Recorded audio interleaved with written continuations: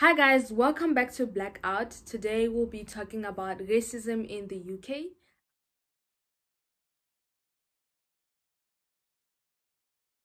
I will mostly be talking about my experiences and the experiences of people I know with racism in the UK, especially in an institution like Oxford.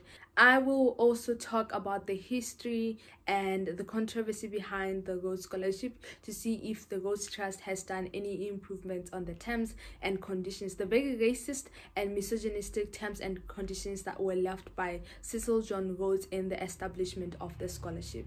I will also talk about the conversations that have been started by the Rhodes Must Fall movement and by the Black Lives movement and the protests that have been going on, that are still going on, to address this issue. Welcome. I think for my Rhodes Scholarship interview, we had a discussion with the panel about this very issue. I didn't know at the time how to well articulate it, but I'm gonna try now. I read an article that talks about Africans and their inferiority complex syndrome. I feel like it's something that we have at home.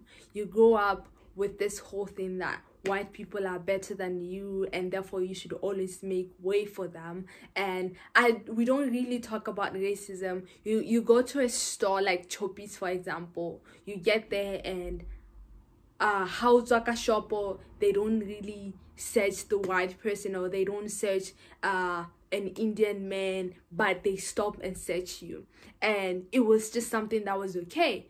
I think for the longest time I thought that was fine. I thought that we didn't have to address racism because I didn't know that it existed really, but I reached a point in my life where I think we started having these conversations with my mom. We started having these conversations at home, and she told me that, you know, racism does exist, and you're going to get into a world as you grow up where you see that white people are being treated differently from how you're being treated. So I think this was just a conscious decision on my mom's side, but we started like not stopping we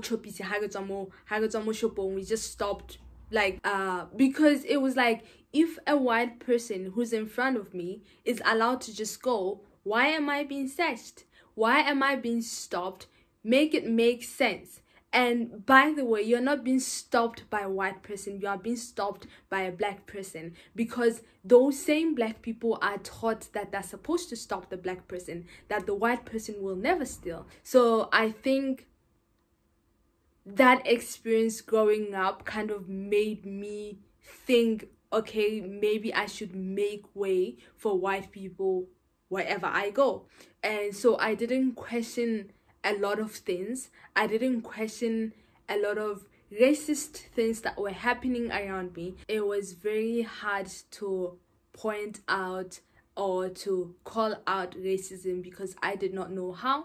Well, I think when I got here to Oxford, when I got to the UK, I still had that syndrome where I felt like a white person was not better, but like I always had to make way for a white person. I remember I stayed more college accommodation for a year, and that was in Jericho, and I loved my accommodation. Conversations with white people, interacting with white people at a supermarket was very nice, and it's like very calm situation, nobody's saying anything, and it's fine. And then I moved, and when I moved to where I am right now, I think when I moved I started going to a different supermarket, and I kind of expected the same treatment and the same like niceness to like carry over from where I was before to this.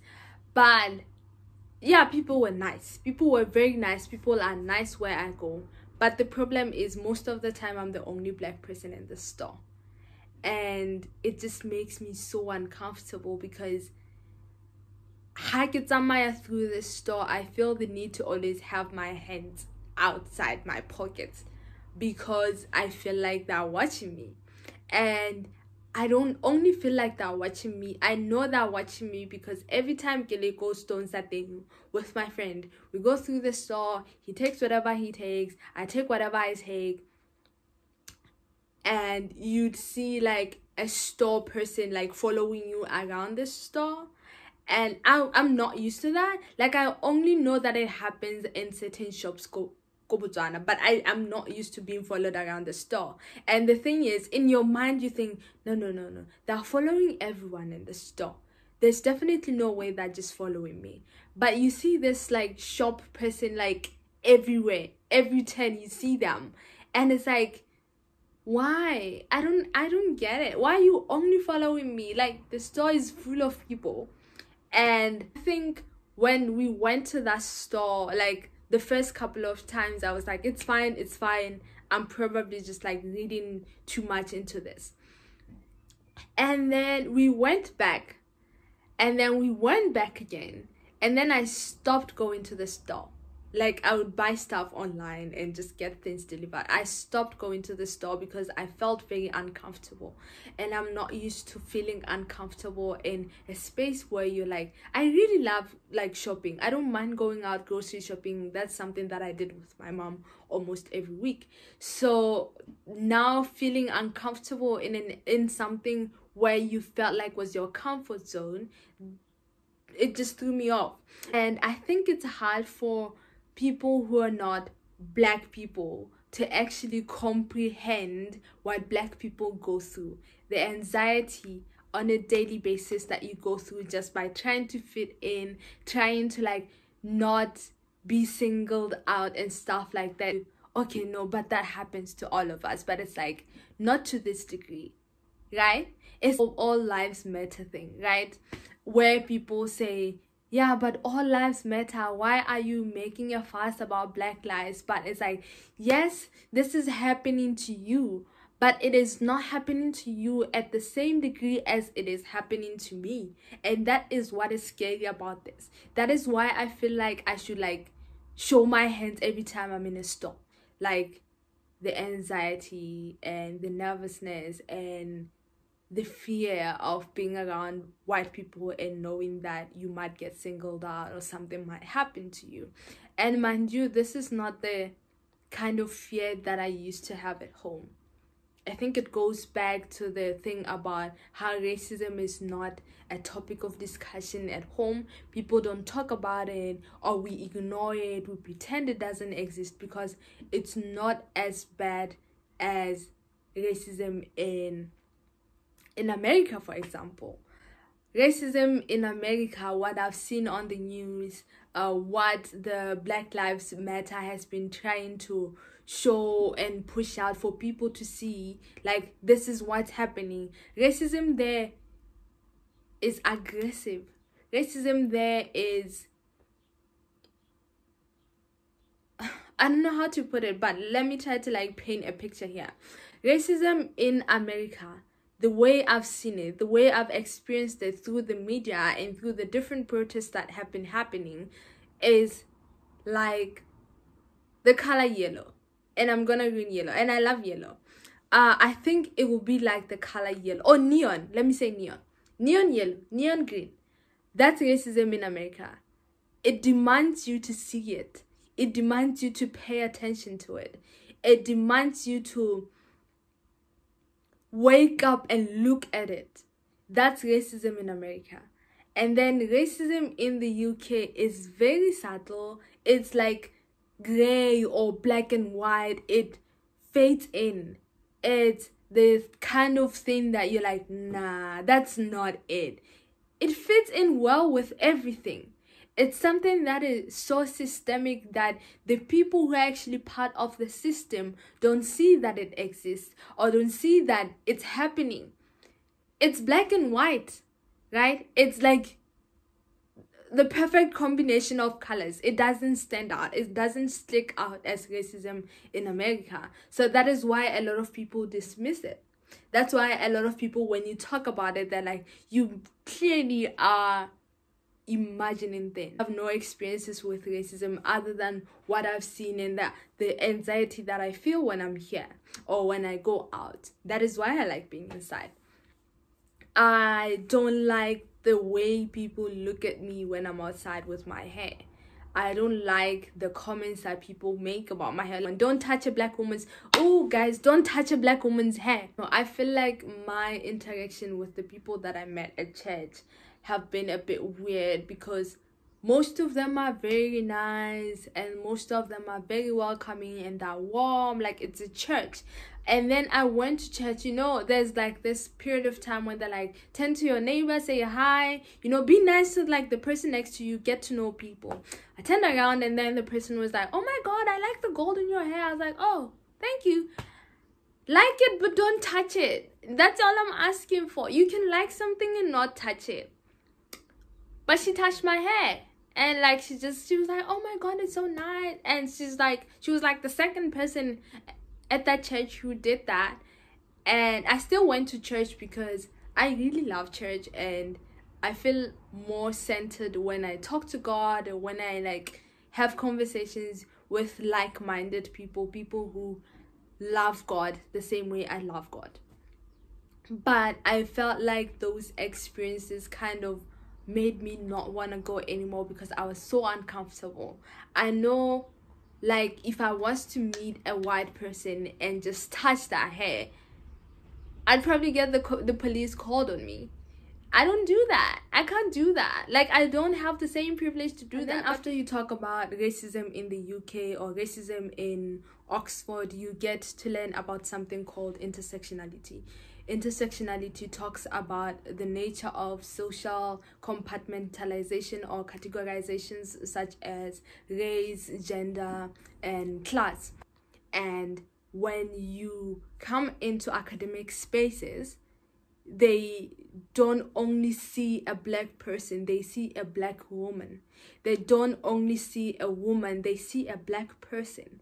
And there is no way to divorce the other thing, the one thing from the other. I got into this academic space in Oxford where I am a woman, and I feel like I need to prove myself. I feel like I need to show that even women are capable of being biomed engineer. For our discussion today, I'll be taking excerpts from this book called Why I'm No Longer Talking to White People About Race, as well as the report by the Commission on Race and Ethnic Disparities that was, I think, released early this year. I think this book also talks about intersectionality and where it started and how it was introduced into feminist spaces. That man over there says that women needs to be helped into carriages and lifted over ditches and to have the best place everywhere. Nobody ever helps me into carriages or over mud puddles or gives me any place. And I, a woman, look at me, look at my arm. I have plowed and planted and gathered into barns and no man could hurt me. And I, a woman. Then they talk about this thing in the head, and they call it intellect, whispered someone. That's it, honey. What's that got to do with women's rights or niggers' rights? If my cup won't hold but a pint and yours holds a quart, wouldn't you be mean not to let me have my little half measure full? The author also made it a thing to not just base the book on American racism, and looked at the history of racism in Britain when they used to have slaves.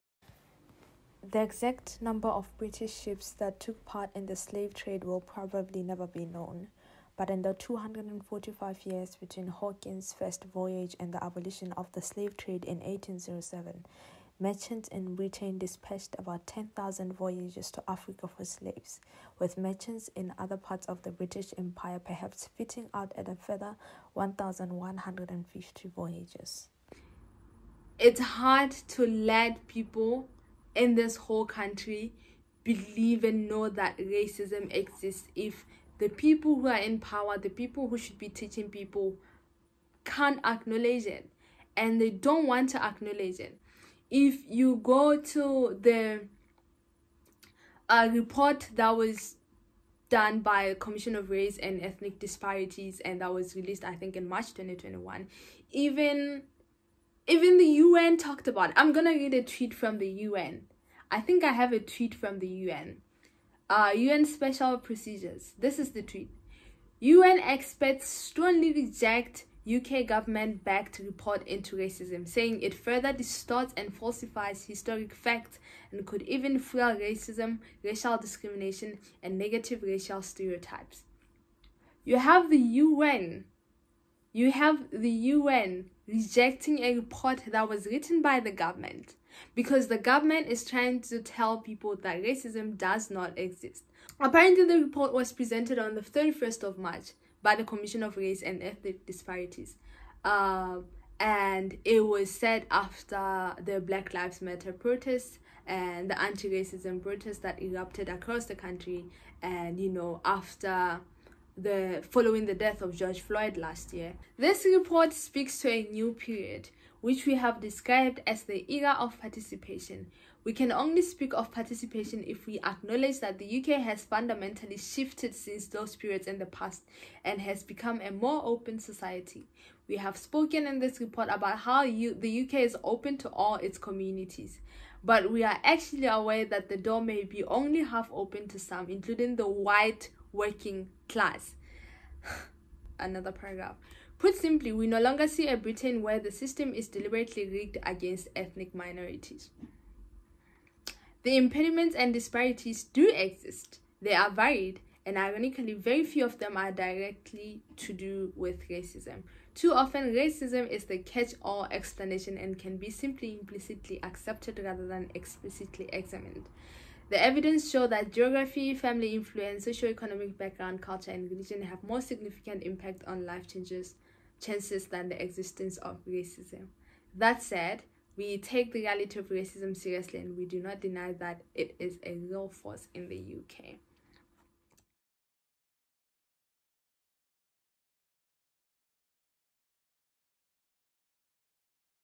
The British Nationality Act 1948 gave citizens of the United Kingdom and colonies status and the right of settlement in the UK to everyone who was at the time a British subject by virtue of having been born in a British colony. So if you came to the UK before 1973 from a Caribbean nation, or from any British colony, you were allowed to remain indefinitely.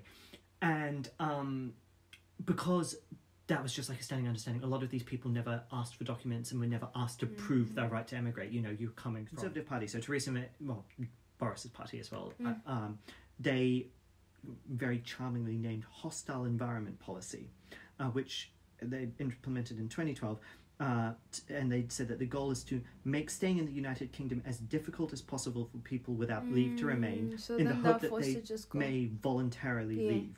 And Theresa May stated, the aim is to create here in Britain a really hostile environment for illegal immigrants. This is like, no.